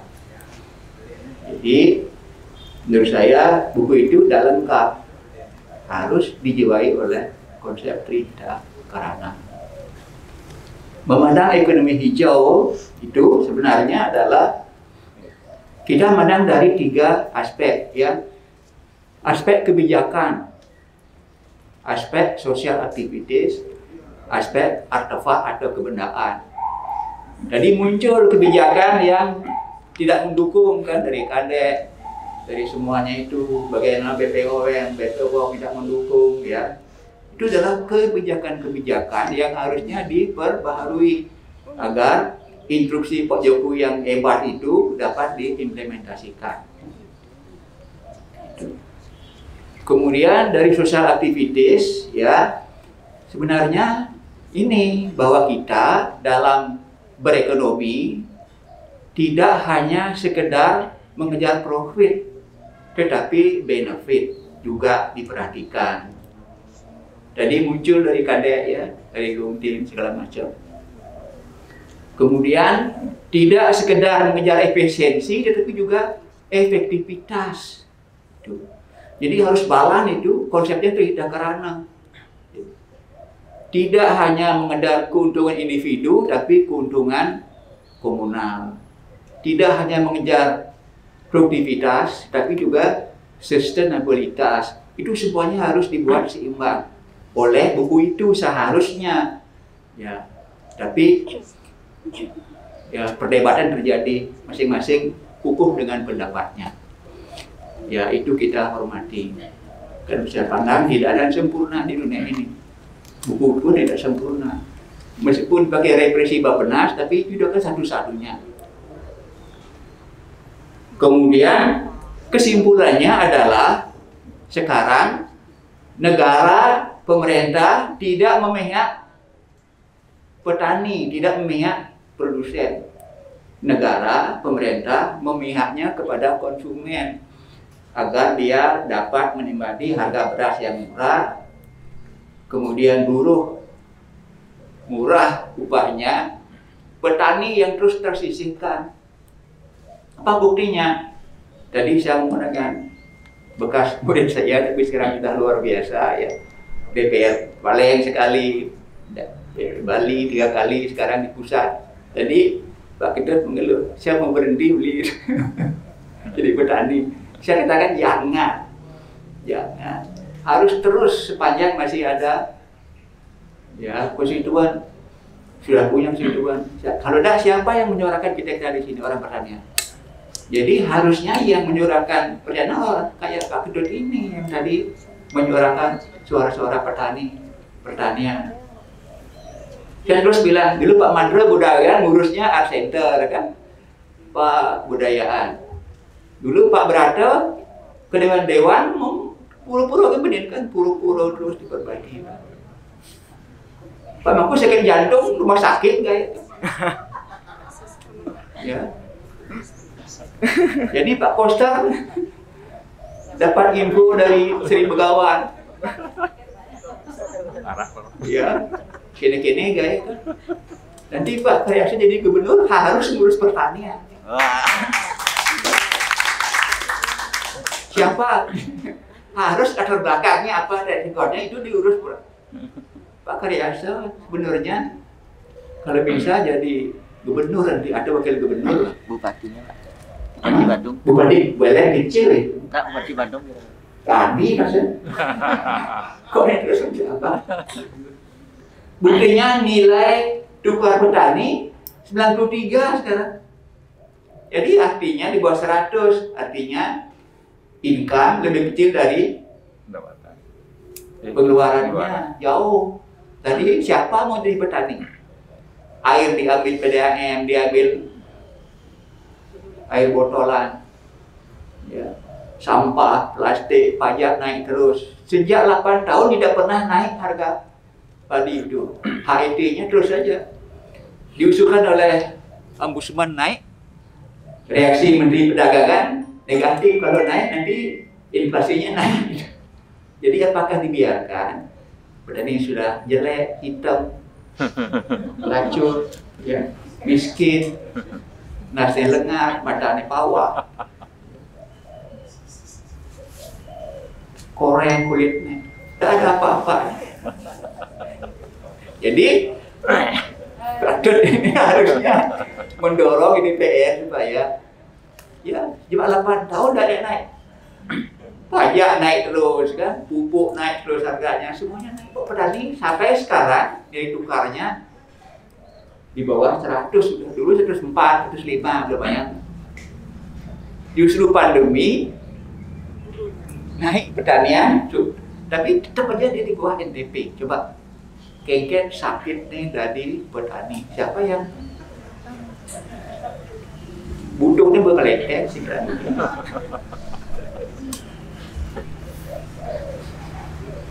Kemudian sumbangannya terus turun ya. Sekarang tinggal 13%, Pak. Pertanian sumbangannya tinggal 13%.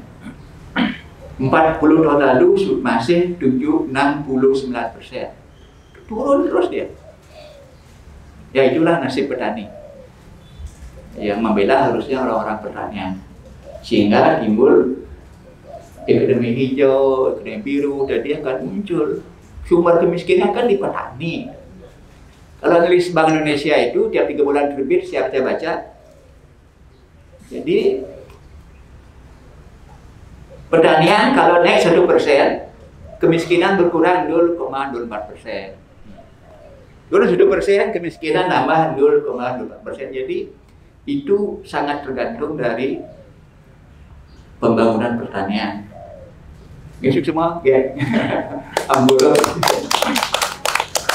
Terima kasih Prof. Pura Niki sebelumnya. Tadi dari 3 poin yang disampaikan oleh Bapak Profesor, yaitu ada 3 hal dari ekonomi hijau ini, mulai dari kebijakan, social activities, dan juga artefak atau kebendaan.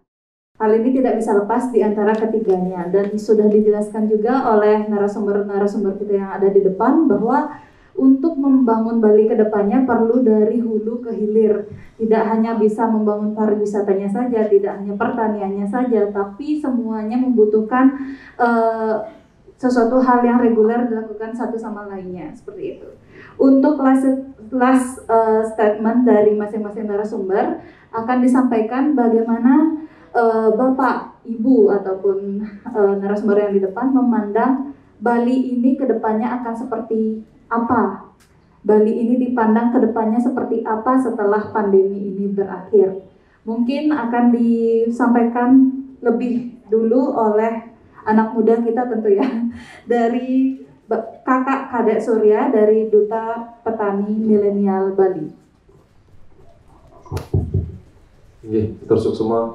Izin sekali lagi Pak Prof. Oke, jadi terima kasih Niki di kesempatan pertama dibanding senior-senior. Secara prinsip saat ini petani di Indonesia itu hanya ada, untuk petani muda itu hanya ada 9 juta, Prof. Artinya ke depan satu orang petani itu bertanggung jawab paling tidak kepada 40 orang, Prof, untuk mengisi perutnya. Itu bicaranya bukan petani padi ya, tetapi petani seluruh jenis tanaman. Nah, ini hasil dari Kementerian Pertanian. Saya dekat dengan Kementerian Pertanian, studinya begitu. Maka pada itu dibentuklah sebuah lembaga atau sebuah badan yang diharapkan mampu untuk meningkatkan jumlah petani muda. Secara prinsip, statement terakhir Tiang, atau last statement mungkin adalah bagaimana sinergitas ini bisa kita jaga. Bali ini tentu adalah pulau yang berbeda. Seperti yang kita sampaikan tadi, kita tidak punya hutan yang bisa kita ambil kayunya, kita tidak punya tambang yang kita bisa ambil batu baranya, sehingga pertanian, UMKM atau IKM, dan pariwisata adalah 3 hal yang harus sinergi yang tidak bisa didahulukan salah satunya. Nah, oleh karena itu harapan kami sebagai petani muda ke depan, insentif pemerintah, dukungan pemerintah kepada 3 sektor ini menjadi prioritas utama. Saya pikir itu close statement dari saya. Terima kasih. Yang tutup dengan para Santi. Om Santi Santi Santi.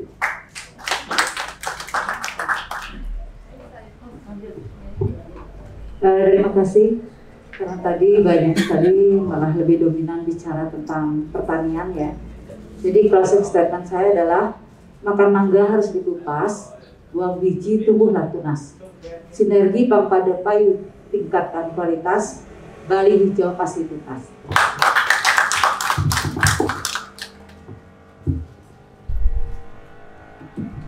Baik, saya terima kasih kepada Ednews ya sudah melaksanakan ini. Ini kita akui bahwa sekarang kan Paris Agreement itu sebenarnya sudah secara internasional, sudah mendorong. Kemudian Pak Jokowi dengan G20.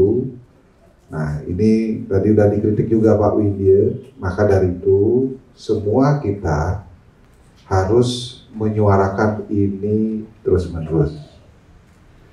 Kemudian marilah kita lakukan hal-hal yang terkecil yang kita bisa perbuat.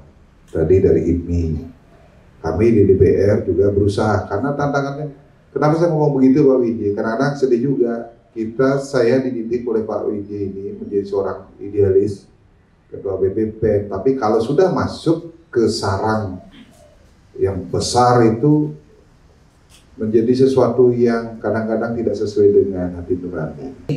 Maka dari itu, kadang berpikir, saya kok lebih enak membuat komunitas, mengembangkan lingkungan saya. Seperti contoh, saya di Sagu, saya kumpulkan beberapa petani, saya kasih pupuk, saya kasih bibit, dan sebagainya, enak ya. Nah, tapi maka dari itu, karena ini kan, ini ruang yang sangat besar. Ini betul, baru tataran teori, saya lihat baru tataran teori. Sehingga kita harus menyuarakan terus sesuai dengan komponen, karena kami yakin ke depan ini kita kan makan seperti yang disampaikan tadi, ini perut ini kan harus makan terus. Tidak mungkin itu tidak akan memproduksi hasil-hasil pertanian. Nah, maka dari itu, memang awalnya ini menyakitkan ekonomi melambat, tapi ke depan kami yakin siapapun yang menguasai ekonomi hijau, pasti itu akan menguasai ekonomi internasional. Nah, terima kasih sekali lagi EdNews. Kami terima kasih Pak Prof. Widya yang sampai saat ini buku-buku beliau saya baca terus, berita-berita saya amati terus. Besok saya bikin BLK komunitas seperti tadi. Kita cari bibit-bibit unggul, kita carikan nama dan sebagainya, kita subsidi. Kan enak, ada sesuatu yang diberikan walaupun kecil. Nah, tapi kita tidak boleh patah semangat. Terima kasih ya. Ya, saya kira itu saja. Terima kasih. Lanjut. Oke. Mohon buka masker juga karena sudah vaksin 2 kali dan sudah mantan. Barengan sama Prof. Widya mantan. Barengan masuk beliau di Bali Beach, saya di Hotel Made ya. Ya. Menurut pendapat saya ya, Pak, anak muda ini petani milenial ya. Yang saya lihat, saya sendiri saat ini walaupun saya PNS ya, saat ini saya petani porang. Ya, saya ingin mencoba di lingkungan saya itu ada 10 hektar lahan produktif tapi tidur. Itu dari mulai tahun lalu saya menanam, tidak ada satu orang pun yang tertarik. Nah, ini yang perlu mungkin entah regulasinya, entah pemahamannya, entah dibilang sama Pak Ketut BLK-nya ini yang perlu segera Pak Ketut ini kan bahwa Balai Latihan Kerja itu ini apa sih yang ditanam, untuk apa sih, gimana caranya, di mana nyari bibit dan lain sebagainya, mereka bingung. Memang sih saya inginnya menjadi volunteer di sana, kebetulan jadi ketua Tegalan ya. Saya buka jalan Tegalan, di sana ada 10 hektar, teman-teman di sekeliling itu satu pun tidak ada yang tertarik. Padahal di YouTube semuanya itu saya baca itu porang itu luar biasa. Cuman kenapa tidak ada yang satu pun yang tertarik? Nah ini saya saking jengahnya, saya ingin membuktikan bahwa saya harus berhasil. Tetapi ya kembali lagi, tetapi kalau memang itu bibitnya susah, kemudian saya sudah koordinasi dengan pabrik pupuk yang ada di Terminal Mengui ya, dan itu diberikan gratis. Saya masih buat permohonan itu, mau satu truk dilihat ke sana, sudah difoto bahwa ini benar-benar petaninya ada, ini lahannya, ini saya sudah tanam, tinggal kurang pemupukan. Katanya itu bisa jadi dapat sekian truk ya. Tapi saya masih mengajukan permohonannya itu nanti ke kantor bupati, katanya sudah dikasih namanya, kemudian ke Mengui dikasih gratis. Nah ini yang perlu saya buktikan, benar enggak? Ya kalau memang itu semuanya kita harus beli tanpa modal dan sebagainya, saya rasa tidak akan ada yang mau jadi petani. Ya itu yang mungkin bisa saya namakan. Kemarin saya dengar sendiri kalau yang makro itu kemarin Astra Internasional menggagas dengan Kementerian Bappenas ya, bahwa Astra itu sudah akan mulai bergeser dari yang blue ya, akan menjadikan langit itu biru.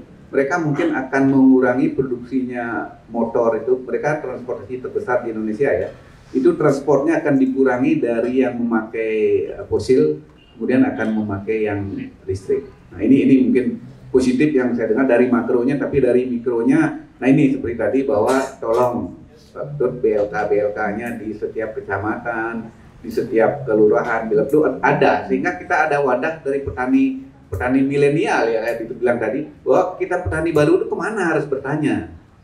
Nah ini yang terutama ya. Terima kasih ya. Baik, terima kasih. Selanjutnya Kakak Indah. Kalau dari saya mungkin lebih pada kemana ke depannya ekonomi Bali. Kita belajar banyak dari COVID ini.